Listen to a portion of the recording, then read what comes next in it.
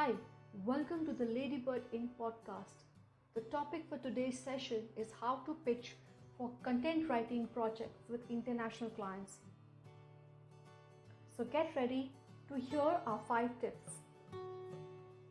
The first tip we have for you is understand what it takes to be a successful content writer in the English language. As a content writer, you need to write content that meets the standards of native English readers, which means that there must be a fluidity in the way you write. You must be able to write in a conversational style without being casual. It's imperative that you understand the words you're using. I recommend keeping a dictionary app open as you write so you can cross-check the use of words. There are words which have different meanings and different usages in the UK English market and the US English market. For example, biscuits versus cookies, chips versus crisps, and bum in the UK and the bum in the US mean two different things. Point 2. Let the client know that you understand their style of writing, or rather you understand the style of writing in their industry. There are a few things that can showcase this to the client. A. Share samples that you have written in the same or related industry. B. If you have worked in the industry and now are a content writer as well, you have a perspective to offer which no other writer does. If you have neither of these two, I suggest you do an online research and study the client's website and see what kind of content style have they adopted so far. Also look at 3 other businesses in the same industry.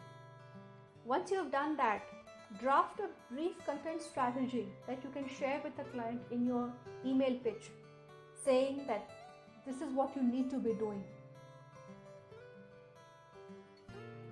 Point number 3. Spell out your systematic approach for executing the project. You instill confidence in prospective clients by sharing the approach for the project. Some of the information that you must share in your project proposal are: A. How will you handle the initial phase? What information do you need from the client to begin the project? Will you be proposing the blog topics and keywords, or do you want the client to provide that information? What SEO content strategy do you usually follow? What writing apps do you use to verify plagiarism and accuracy of grammar? How many rounds of edits would you be willing to do per article? How many articles will you be willing to submit per week? And how do you want the invoices to be paid? Number 4, and perhaps the trickiest point, which often baffles freelance content writers, is the pricing. Typically, if the client has indicated a budget, that makes your job easier, but most clients will not do that. They want to sit back and see how much are you going to be willing to work for. And that's where you start to feel underconfident and uncertain. Now, this is a very difficult question to answer for anyone because everyone has their own approach to it. But my recommendation is that if you are largely an out of work writer, then obviously you need to be conservative in the way you are bidding. Also, if you have the skill set, by all means leverage that in the bidding fee.